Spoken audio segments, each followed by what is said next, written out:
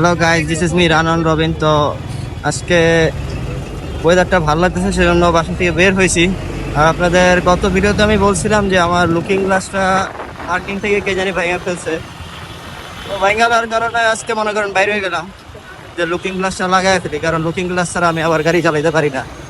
কারণ পিছনে কি এলো না এলো এটা অবশ্যই দেখা দরকার, কারণ নিজের সেফটি তো সবার আগে। এটা আমার ক্ষেত্রে হোক আর আপনাদের ক্ষেত্রে সেফটি। তাই সবসময় বলি যে সেফটি সবসময় ব্যবহার করবেন। তো কুকিং গ্লাসটা আগে বাসায় ছিল, এটারই গাড়ি যখন কিনছিলাম এটার সাথে ছিল, তো সেটা যত্ন করে রেখে দিছিলাম খুইলা। তো এটাই আজকে কাজে লাগতেছে। 4 নাম্বার আজকে যাইতেছি ডিএডি 4-এ কুকিং গ্লাসটা লাগাইতে। দেখি কতক্ষণ লাগে লুকিং গ্লাস লাগাইতে, তারপর একটু আফতাবের দিকে যাবো। আফতাবে গিয়ে আপনার ঘরে রাস্তাঘাট দেখাবো।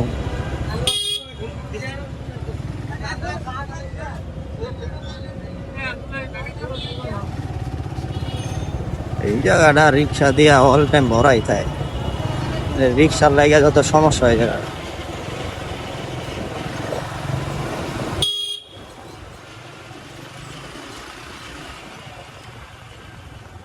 তো আমি যে জায়গায় বাইকের কাজ করাই, মোটামুটি রাজীব ভাইয়ের জায়গায় যাবো এটা লাগাইতে।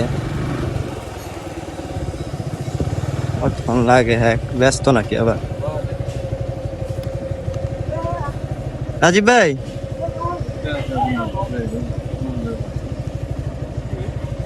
লুকিং গ্লাসটা চেঞ্জ করতে হইব। হ্যাঁ হ্যাঁ, লইস। তো ভাইয়ের কাছে সবসময় মোটামুটি আমি কাজ করাই, গাড়ি ছোটখাটো যে কাজগুলো আছে এগুলো কাজ করাই, তার কাজ ভালো। তো আপনারা চাইলে আইতারেন ভাইয়ের কাছে, এটার ডিটি 4-এর মাথায়।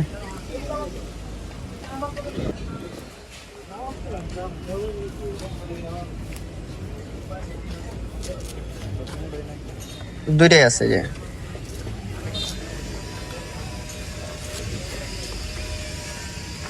তাহলে আমার আগে একটি বুঝছেন, এটা ভাঙিয়া গেছে, যে গ্লাসটা ভাঙিয়া গেছে। স্প্রিং ওয়াশার 2টা নাট নিলাম এই জায়গায়, আমার কাছে 20 টাকা।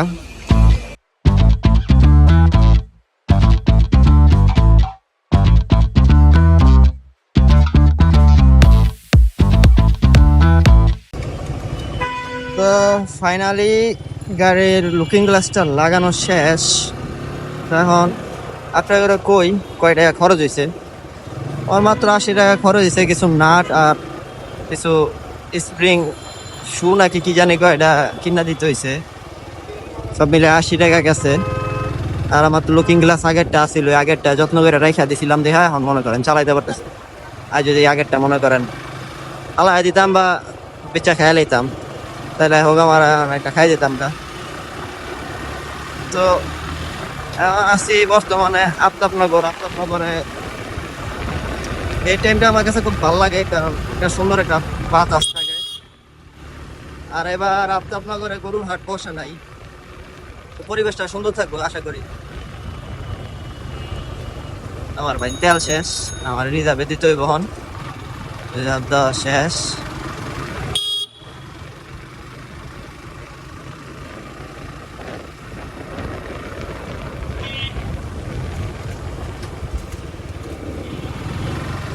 এদিকে অটো রিক্সা গুলা এত জ্বালায়, আর ধূপ ধাপ ডাইনে নাই বামে নাই, যেমন মন চায় হেমনে বইরা দিতেছে। কলেজ এই জায়গায় কলেজ একটা পার করছি। কলেজ লাইফ ভালো হয়েছিল, আমি যখন পড়ছি তখন ইম্পেরিয়াল খুব কড়া গার্ড দিত, এখন ওরকম গার্ড দেয় না।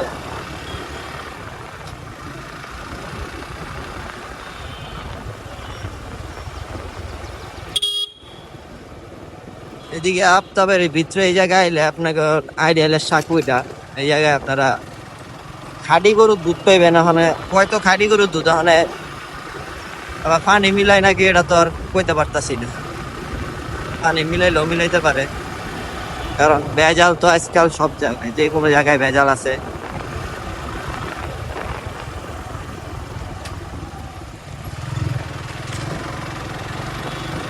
ওই সোসাইটিটা আরো সুন্দর হইব আস্তে আস্তে। আপনার আগে তো ভাঙ্গাচুরা ছিল রাস্তা, তো পিছড়ি বাজে একটা অবস্থা ছিল, এখন রাস্তা আরো সুন্দর করছে। তাহলে মনে করেন গাড়ি ঘোড়া বাইক চালায় মজা পাওয়া যায়। আর এখানে এই যে মাঝখানটা দুধটা ঢুকাই দিব, তো এটা হইব, এটা প্রকৃতির নিয়ম। আলিফ লাইলার মতো দুধ করে বলবো, তারপরে দুধ করে ব্রেক করতে হবো, আর ব্রেক না করতে হলে পল্লি খেবেন। ওটাও আপনি নিয়ন্ত্রিত লেখা থাকে, যদি পল্লি খাওয়ার থাকে তো পল্লি খেবেন।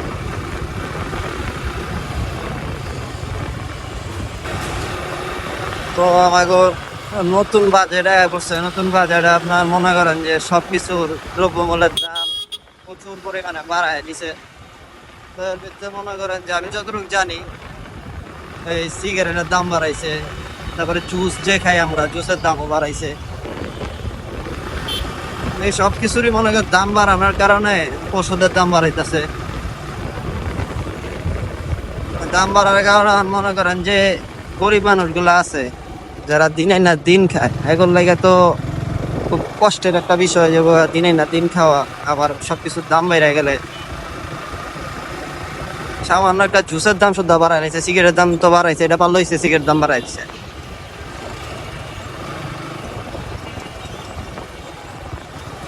তো সরকারের উচিত একটু সবার দিকটা বিবেচনা করা, কারণ সব পেশার মানুষ তো আর সব ধরনের খাবার খাইতে পারে না এই দামের কারণে। নাহলে তো সবারই ইচ্ছা করে যে পরিবার পরিজন খাওয়া দাওয়া সবকিছুই করে। ওয়েটটা পড়ে গেছে, কিন্তু এই ওয়েদারটাই সুন্দর একটা ওয়েদার ঘুরার লেগে। কুত্তা দুইটা কালকে আমার প্রচুর জ্বালাইছে। মনে করেন সামনে মনে করেন লাফালাফি করে, দৌড়াদৌড়ি করে, একটার একটা মারামারি করে। আমি বিশ্বাস করে না, বয়ে আসছিলাম মনে করেন সব লক হয়ে গেছে বয়ের ঠেলায়। ওই দুইটা থাকতে থাকতে আরো দুইটা এই জবজারেতে বেরিয়ে আইছে, কি জানি করছে কেমনে গো ওরা জবজারের ভিতরে। আর করলে করতেও পারে, তো ভদ্র আছে, জবজারে গেছে, অভদ্র না। তো এইদিকে সুন্দর একটা জায়গা আছে, যেখানে এরকম ঘুরতে যেতে পারবেন। আর ওয়েদারটাও খুব মানে রেইনি রেইনি একটা ওয়েদার, মেঘ আছে আকাশে। তো এরকম ওয়েদারে আপনার বিরাট মজা লাগে।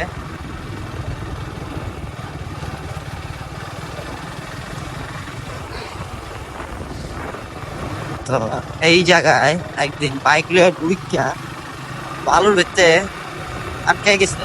তো পরে 3-4টা বেড়া মিললাম আমার বোধ দেখা এলে বিপদ আছে এই জায়গা, বুঝছেন? এর লেগে আজকে পিছনে 22 তারে রয়েছে। আটকায় গেলে খালি ঠেলা দিবি, আমি টান দিব। আজকে বাইক লয়ে যাবো না বুঝতেছি না। বাইক লয়ে যাবো, হ্যাঁ ঠিক দেবো। টুকন তো যাইবো, উঠতে গেলে পরে নিয়ে আবার বালুর ভিতরে আটকায় যাই।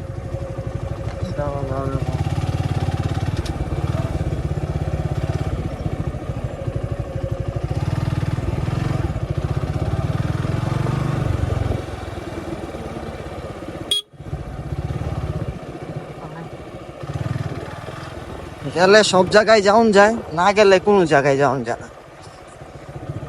যেমন ওই যে গাছগুলা মানে সেদিনকে গেছিলাম হুন্ডা লইয়া, আজকে আর যাওন যাব না কারণ পানি আছে। তার মানে আমি ভুল, চাইলেও অনেক জায়গায় যাওন যায় না। কারণ আপনাদের আশেপাশে দেখাই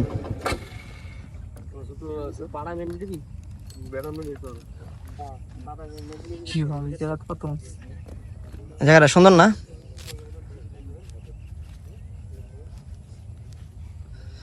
জায়গাটা সুন্দর আছে, বুঝছো? হ্যাঁ, নেশা পানি করে। ওই যে দেখো ওই পাশে কতগুলা বই রয়েছে, পিকনিক করতেছে, পিকনিক।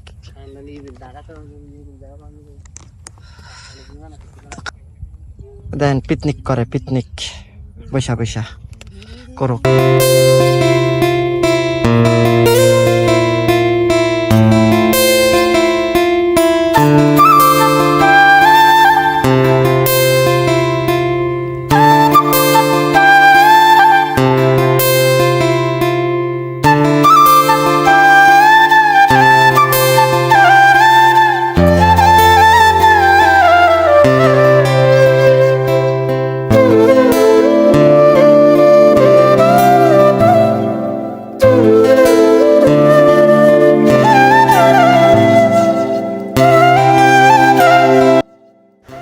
আজকে এ পর্যন্ত। আমি নতুন কোনো ভিডিও নিয়ে না আসা পর্যন্ত আপনারা খুব ভালো থাকবেন আর সুস্থ থাকবেন। আর আমার ব্লগটি যদি আপনাদের ভালো লেগে থাকে তাহলে একটি লাইক দিবেন, কমেন্টস করবেন আর সাবস্ক্রাইব করবেন। আল্লাহ হাফেজ।